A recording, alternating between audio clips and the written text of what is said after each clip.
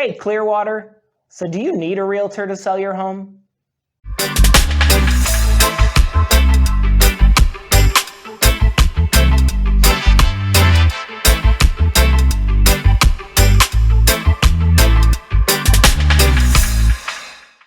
This is Keith with Remax Champions, Newport, Richey, Florida. As a seller, you have many options, but here are your main three.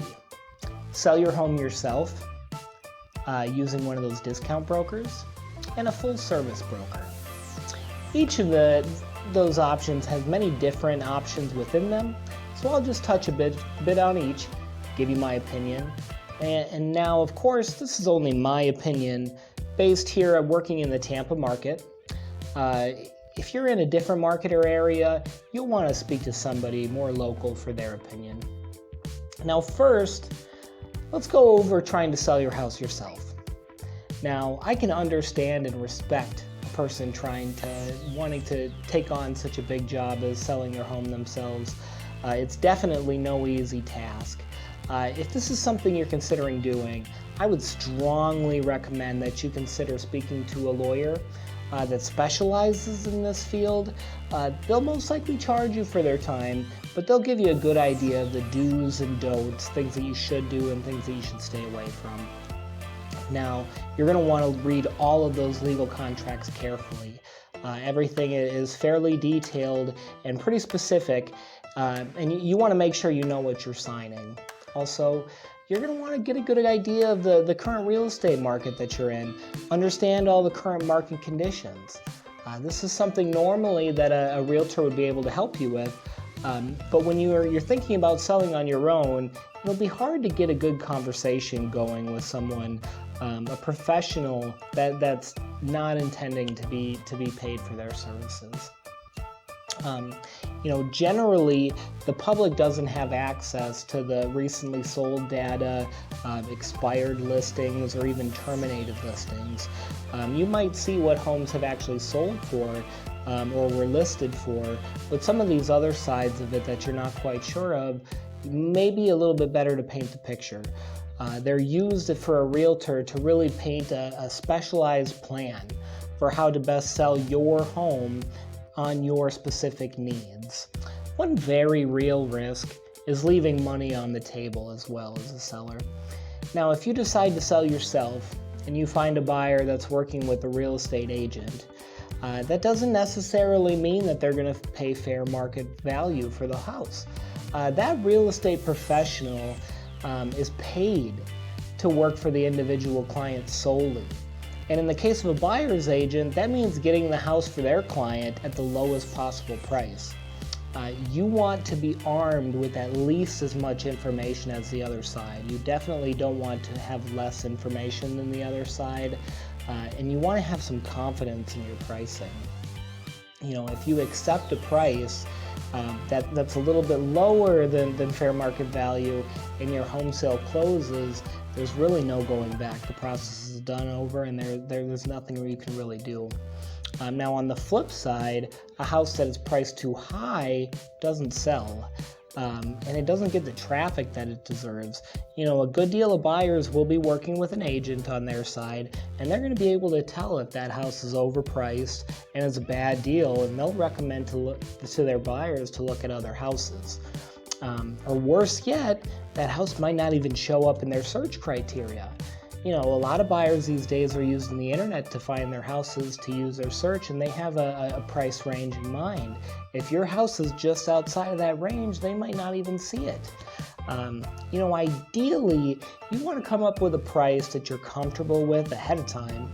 Find suitable buyers for around that price, and when you close, you're confident and satisfied that you got the dollar figure that you received. Now, cost. You may be thinking, but Keith, 6% is a lot of money. Well, first, let me start by saying that commission percent that you negotiate with your agent is split between the agent that sells the house, the agent that you're working with, and the agent that brings a buyer to your house. The buyer's agent is most likely going to require their half, whether or not you're using a realtor on your side or not. They've worked a long time with their client as well, and most likely will ask you to pay their commission if their buyer brings an offer to your home. Now, while most agents make money from the equity of your home, they'll also be able to create a plan to lead to the successful sale of your home. They'll be responsible for the execution of that plan on your behalf, all while instilling confidence and providing guidance over this major life change. Also, everything is negotiable. If you're feeling uncomfortable about the cost, please ask the questions. Okay? Now, second, let's jump into using one of those discount brokers. Now, I've worked with my share of discount brokers in my time as a realtor, and a good amount of these experiences have been good. The big things with these brokers is finding out exactly what their limits are. What are they doing? What aren't they doing? What are they paying for? What aren't they paying for? Most importantly, what are they liable for? And what are they not liable for? Okay? Every broker is different. Some will take pictures, make a listing on the MLS, just sit back and wait for an offer. Typically speaking, they won't do much negotiation and they won't do much advising either. Okay?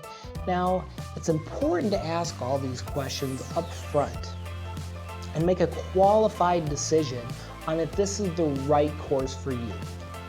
Now, many times once you sign, you're in a commitment that's not easily broken. I've even seen some instances where commissions are owed on qualified offers received that weren't necessarily accepted. Okay? These are questions you want to ask up front. Now, while you're using a professional, this type of service has legal limits, and you need to be clear on what those limits are. When using a discount service, understand that there's parts of their service that they are not offering you. Be clear on what those are, and make sure you're not expecting something that you won't be receiving. All right, lastly, using a full-service broker. This is how I've ran my real estate business so far. I come from a small Midwestern vacation town, so taking care of people is what I know. A full-service brokerage is kind of like it sounds, it's full service. We're going to take on all the legal paperwork for you, and we carry the liability insurance to protect you in case of an issue. Now, each full-service brokerage is different, but as far as for myself, I offer professional photography, professional videos, professional marketing materials. Your listing is going to be on all the major sites, Zillow, Realtor.com, all of them. And I'll personally walk you through all the major paperwork so that you have a good understanding of what it is that you're signing. I'll also go through all the fees up front with you so that you're not surprised on closing day with the check that you're receiving. I'll make sure I detail all those out for you. And when problems arise, you're going to have a solution-oriented project manager on your team to guide you on how to best navigate those issues. And most of all, I'll make sure that your personal goals are all going to be accomplished. Maybe you're selling and buying and need the two to line up. Maybe you're downsizing and you need to sell some of your personal items. Whatever it is, you have someone here local on your side with many contacts, and that does this over and over again each year. When working with me, I'm going to take time to learn your personal circumstances. I'm going to spend the time getting to know you and your family so that I can tailor my process to exactly what it is that you're needing and give you the best overall experience possible. Sometimes potential issues arise, and a good professional will see those issues coming ahead of time. And oftentimes, those issues create an additional negotiation period.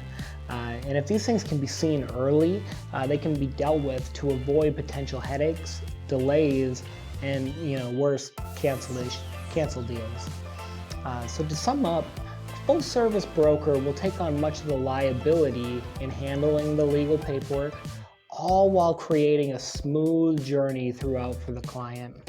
Hopefully this will provide plenty of peace of mind through the process and confidence after that you've received the best possible amount that you could. I hope you've gained some understanding here on the options that you have as a seller. I always encourage buyers and sellers to at least interview a couple realtors. You want to find someone that you're comfortable with, confident in, and someone that you can trust will be able to get the job done for you. And as always, my name's Keith Mathias here with Remax Champions in Newport Richey. If you have any questions, if there's anything I can help with throughout your journey, please don't hesitate to reach out. My phone number is 727-753-8588, and my email is keith@keithmre.com. All right, thanks for watching. Consider subscribing to my channel. There's a lot of good information, and I'm constantly coming up with new stuff here in the Tampa area. Thanks again for watching. Have a great day now.